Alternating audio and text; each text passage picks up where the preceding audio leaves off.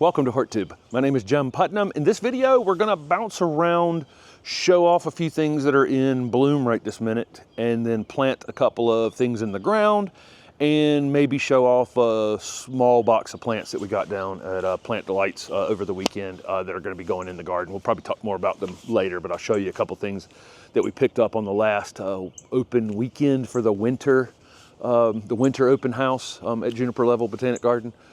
They have another one in April, and I think we're gonna do some video content around that, about that time. It's kind of interesting over there because some of the things that you would have expected, like trilliums as an example, would be full up and a lot of them would be in full bloom. They overlap a lot, so there's a lot of different trillium species and hybrids. So they tend, they do overlap a lot, but there should, like last weekend, been really full on in bloom across the garden as a whole. We're seeing that everywhere on a lot of things. This is the first time in a while that our daffodils aren't up and in full bloom right now, but we're going to show you a couple that are. But this is the Edgeworthia chrysantha, which we have a hard time not showing off because the thing just blooms and blooms and blooms. It's had some version of, it looked like it's in flower for months because it forms these buds long time ago that are kind of silvery. But then they started opening a few maybe a month ago. And now this morning I would consider this fully open. Like virtually every flower within every cluster is actually open. And, if I've said in the past, I am not it's not my favorite thing, these very heavily scented, perfumey plants. And this one overwhelms me just a tiny bit, but for people who like fragrant plants and do like those perfumey smells in the garden, this plant's unbelievable. It will just knock you out as soon as you get near the house right now, especially in the evening. A lot of these plants tend to be fragrant in the evening, and in the morning, not as much, although filming this in the morning, it's very fragrant. But typically in the evening is when it'll just fill the entire garden up. And you see the structure of it. It's one of the main appeals of this plant is the absolute, the interior structure of it is so interesting at the same time. Of course, it will leaf out shortly after it finishes its full bloom here. Always leaves out a little early, puts itself at risk just a tiny bit. We do have a species camellia back here that's in bloom that we've talked about a few times on the channel. It's just about past peak. And then there's a lot of daffodils. Like I say, back here behind the Edgeworthia, you can see all the daffodils here with a few buds. There's a few buds up on them and a few starting to think about opening, but the vast majority of them in the garden here they're going to be spectacular, but we're still another week and a half away or so. And last year, it was mid-February when we had the full daffodil display out here in the garden. But let's look at a couple that I think, and Steph has been talking about, we've been talking about here in the garden that just really, no matter what the conditions, seem to perform. This daffodil is called Barrett Browning, and we've planted. There's probably 1, 2, 3, 4, 5, 6, 7, 8, 9 clusters about this big that kind of circle the front garden here, and they're just starting to open a few. But on the Color Blends website, they have a little tab for southern bulbs, and this happens to be one of the daffodils they recommend for the south. We can grow most of the daffodils. The daffodils don't need as much cold treatment as tulips and hyacinths and a few other things, so we don't have to worry about it as much overall. But then there are some daffs that can kind of be separated, daffodils that can be separated into ones that really don't need very many chill hours at all. This one's one of the ones that are on that list, and this has been one of the best overall performers in the garden. And we have a lot of different daffodils out here, so we're able to really take a look and see, well, what comes out of the ground and just seems to be fairly, really super easy here in the garden, and Barrett Browning is at the top of that list.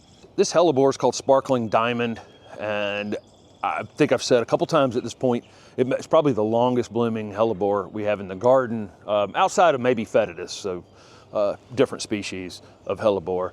But these hybrids right here. Just, it's got that kind of semi-double white flower. They're nodding, so they're pointing down. Some of the other hellebores we have in the garden are slightly more upright. There's one behind it that Steph will get a piece of B-roll here that you can see that where some of the flowers on them now are a little more upright. So this one's still nodding, but I highly recommend it because it just blooms and blooms and blooms. We cut the old foliage back a few months ago in a video, so hopefully you saw that, because when you cut that old foliage off, they come up so clean looking like this without any without any of that old foliage around them. And this one just bloomed. A couple of years ago, it bloomed until almost early summer.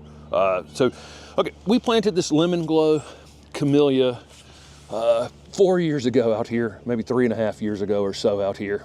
And it's a really tough neighborhood on this side of the garden because the neighbor's red maple over there has roots all through this garden, and probably even more so than ever now that we've amended the soil so much. And it just about croaked and it's really struggled to get a footing. Last year, finally, we didn't really have to water it. I expect it'll come out this spring and start to actually put on some growth that looks like something, but you can see the leaves are off color. When plants are stressed, you know, they have all kinds of issues show up, right? You can see this in the foliage here, how, you know, there's, how many problems does this plant have? A lot, because when they're struggling, they, even if nutrients are available, they can't take them up properly, they can't use them properly. Just all kinds of things going on with this plant. But again, I think it's finally going to grow out of that this spring. It's in a position now to compete with the tree, and you can finally see a flower opening. This is a very stunted flower for lemon glow Camellia japonica. There'll be double or triple, you know, this size in the future. Here's a dwarf daffodil, bulbicodium, with the super bright yellow flowers shining out here. They're only about 5 inches tall. So these we tend to put along garden paths. They're along the stone entry path here. So you got to, you know, be careful with where you're placing them. The other thing is we have them all on the, what is this? The north side of the garden here, because the open flowers tend to, on the north side of the path here, the open flowers tend to point south because even though the sun moves east to west, here in February and March, it's still in the southern sky a little bit, right? And so these things open with their flowers toward the sun. And so with the vast majority of our daffodils are intentionally placed on that north side so that the flowers will face south. Otherwise, some of them will face away from where you're, you won't get, your neighbors will be enjoying them and not you necessarily. But these are really interesting. Again, these are also from color blends, and you can see the number of there's a ton of flower buds coming up on these. These are not done by any stretch of the imagination. Only 6 flowers in that clump, but there's going to be dozens before it's over with, and we have several of these little clumps in the garden. Here's an example of what I mean by all the flowers facing toward the south. This is on the very north edge of the property against this fence, and we underplant these blueberries this time of year because the blueberries don't have any leaves on them, plenty of sun getting down to them, and all the flowers will face toward the main part of the garden right there, which you can see all of those doing, and tons more daffodils coming up again later than they have been. Another thing I'm enjoying being later is the blueberries haven't jumped out ahead. So like last year in, I think maybe you can see that if you get close up on that, will that focus? You can see how budded up these are to flower, but they haven't opened yet. And I think last year in February already, we had full flower on some of these blueberries. And that's a long, our average last frost date is April 15th. So that's a long time between that open flower, and it being pollinated and not getting damaged before April 15th. So the longer these flowers hold off, the better. They got some good cold on them this year, so they should be really ready to rock and roll as soon as the soil does warm up some and they get to flowering. But again, as longer I can hold these these fruiting plants flowers, the better, because it should be less window for them to get damaged.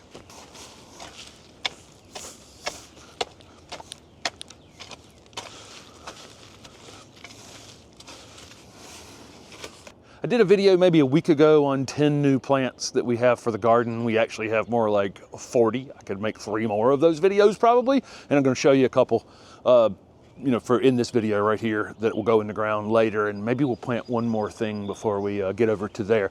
But this is Encore Spirea, and it will have kind of an arching weeping habit.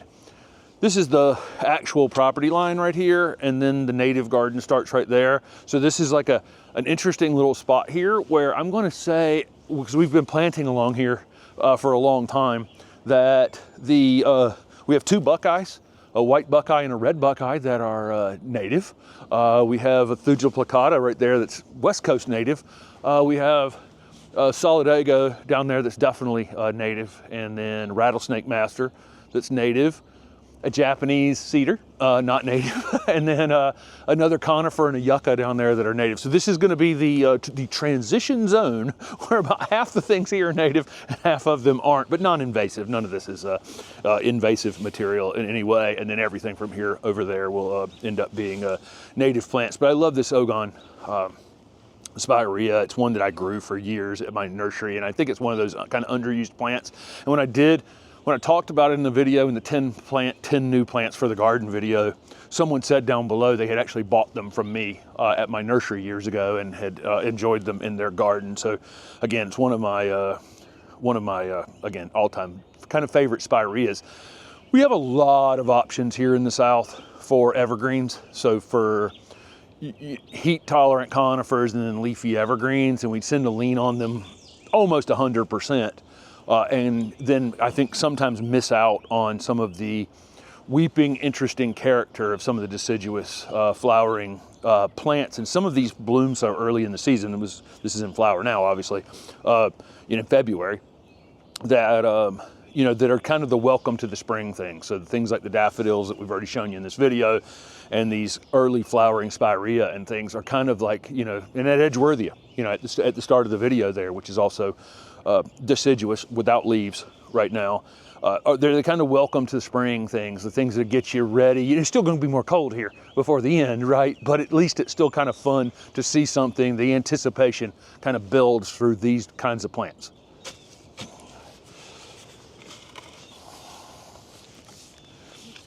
Yeah. Yeah, soil's so much better, so different. The baby blue eye cypress finally has a home. There's a video on the channel from maybe a month ago or so when the single plant video for this went up. And in it, there's a little funny scene at the end of that video, if you haven't watched it, of Steph running off with one like she was taking it home. And then we ended up getting one the next time we went down to Jason Stevens at Superior Plants. And then finally got it in the ground this morning. We needed something evergreen here. This has been a spot that I look out the window working, and it has needed some sort of evergreen piece. This was completely covered in flowers last summer, and it will be again this year, but it needed something because, you know, the Caryopteris may or may not be alive. We get this question. It was declining last year, but there's a piece of it that had rooted into the ground that may actually replace that plant. But the agapanthus goes to sleep, and that's a clematis that gets cut back, and that goes to sleep, and all the annuals, of course, are gone in the wintertime. So it was kind of, it's really bare out here. So there might be 1 or 2 more little evergreen things going in here that will be backdrops to the rest of the space. But that baby blue eye cypress, the perfect plant for this, because we'll let it come up to about 3.5, 4 feet, and it's kind of got an upright, narrow habit like that. It should look good here. We had that 10 new plants video, and now we've gotten a lot of other things since then. I'm going to show you a few of them now, but you'll see the others go in over the course of the next few weeks, some for the native garden and some for not. We had someone from Cary, which is a suburb of Raleigh here, drop off this palmetto palm that he had collected the seedling on down at Bald Head Island in North Carolina. It's been in the house. It's been inside all winter, so we'll protect it for the next few weeks before we put it in the ground. But it was super nice of him. He had reached out after we announced the garden over here and said he wanted to make a donation of this palm. This is a nice one. We were down in Florida last week looking at an operation that starts these from seed. It takes a while to get one from seed to this. It's not the fastest growing thing from seed at all. So this is a great donation for the garden over there. We'll get this in as soon as our average last frost date has passed. So thank you, Matt, for that very much. We weren't here when he stopped by, unfortunately. Let's see.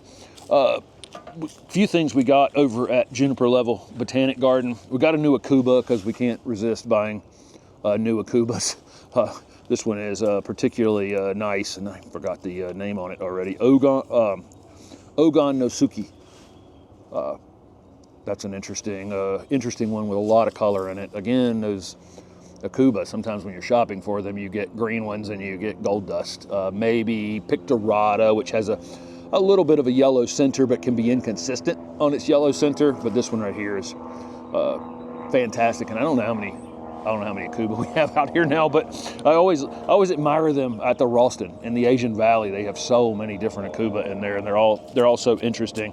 Got another Solidago that will. This one's called Yellow Rockets.